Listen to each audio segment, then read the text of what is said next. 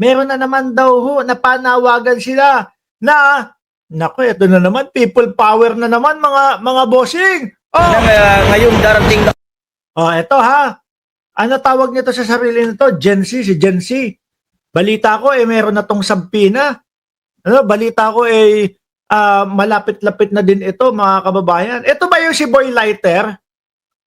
No? Si Boy Lighter na pinagtatanggol ni Topacio na ang gagawin lang naman namin doon kaya magsisindi ng lighter magka-candlelight daw po sa kinahapunan, mga kababayan.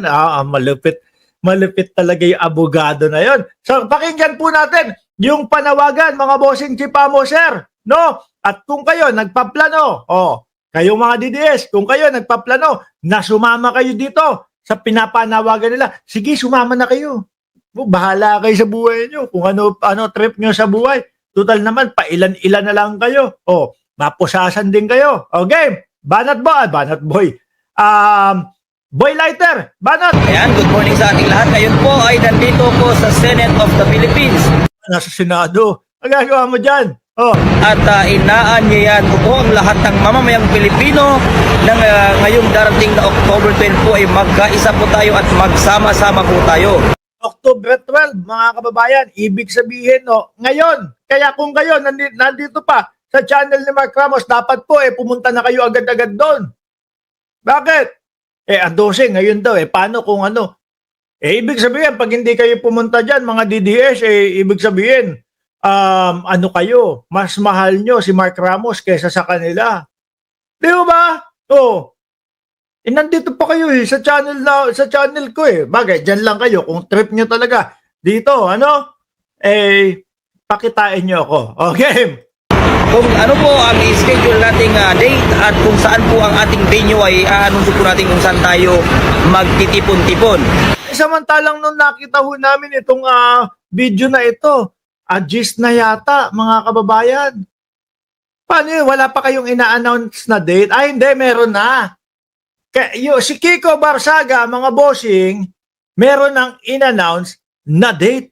Na date at lugar kung saan daw kayo pupunta. Mamaya ipapakita natin sa inyo, ha? Okay, para walang maliligaw. Para lahat sama-sama, posas. Ang kahihinatnan. Hindi ko kayo tinatakot, mga DDS. Pero ang nakakatakot, yung plano na gagawin nitong si Boy Lighter at ni Kiko Barsaga. At huwag po kayong sumama sa kahit sinong mag-organize ng rally malibang kay Kiko Barzaga. Yun lang daw ang papakinggan para magsama-sama, para magmukha kayong marami. Kaso boy, Brad, yung iba baka wala ng pamasahe. Baka naubos na yung pamasahe. Baka yung iba, sabi nga nung kaibigan natin, yung iba baka nakakulong pa hanggang sa ngayon. Paano na yun? Di ba kakasama yun? At yung iba, baka dahil nakita nila yung kinahinatnan nung mga nag-rally nung Setyembre 21 na nakulong dahil sa panggugulo, baka hindi napayagan ng kanilang mga magulang. Mala NPA kasi yung galawan nung nung Setyembre 21. Di ba? Ayaw pa naman ng mga magulang yung mga ganyang galawan. Dahil unang-una sa lahat, si Kiko Barzaga po ang nag-anunsyo ng October 12. At kung meron pa pong susunod na mga mag-organize ng rally, na doon sila magbibenyo kung saan-saan, huwag po kayong sumama dahil ang gusto lang po nila ay magkawatak-watak ang mga taong ayaw sa korupsyon.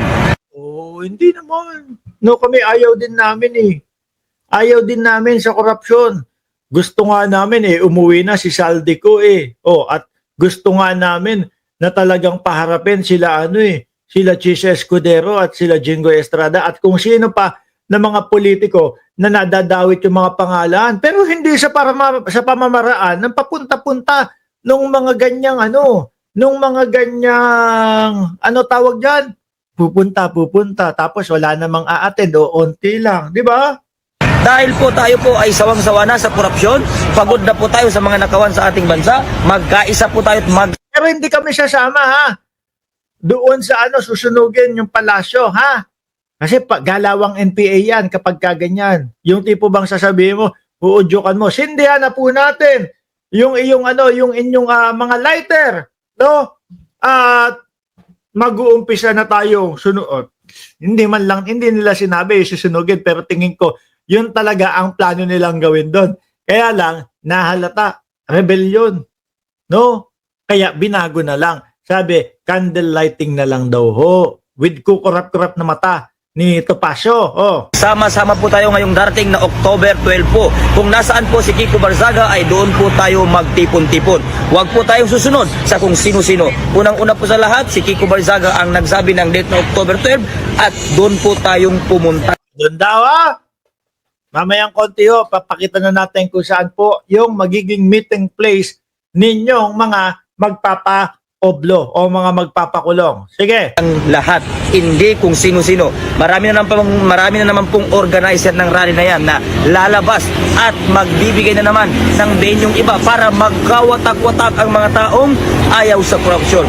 Yung ayaw sa korupsyon, halos karamihan ng mamamayang Pilipino gusto na masugpo ang korupsyon, pero hindi doon sa pamamaraan ninyo na may kesyo, merong sunog-sunugan pa. Di po ba mga kababayan? Na merong mga batuhan, merong mga panggugulo. Hindi kami ganoon, no? Dito nga lang sa social media nakakausap namin ang mamamayang Pilipino na sama-samang masugpo ang korupsyon. Hindi yung kagaya ng style ninyo, style NPA. Isa lang ang pinaglalaban mo, iisa ang pinaglalaban namin. Magsama-sama tayo sa isang venue Baka magsama-sama din kayo sa isang oblo. upang wakasan ang korupsyon sa ating bansa.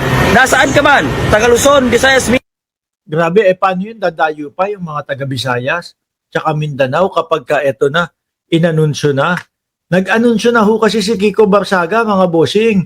Nag-anunsyo na nung meeting place ho nila, mga kababayan. Alam nyo po kung saan? Nako, big time. Big time ho, mga bossing. Saan? Sandali, eto. Ito, ito. Big time yung lugar na pupuntahan ninyo. Sabi dito ni Congressman Kiko Barzaga, we have nothing to lose. Wala na daw mawawala sa inyo pag pumunta kayo doon. No? And billions to gain, sabi ni Boss Kiko. Bakit daw? Hindi ko alam. Baka bilyong pera ang gusto niyang sabihin dito, ang ibig niyang sabihin.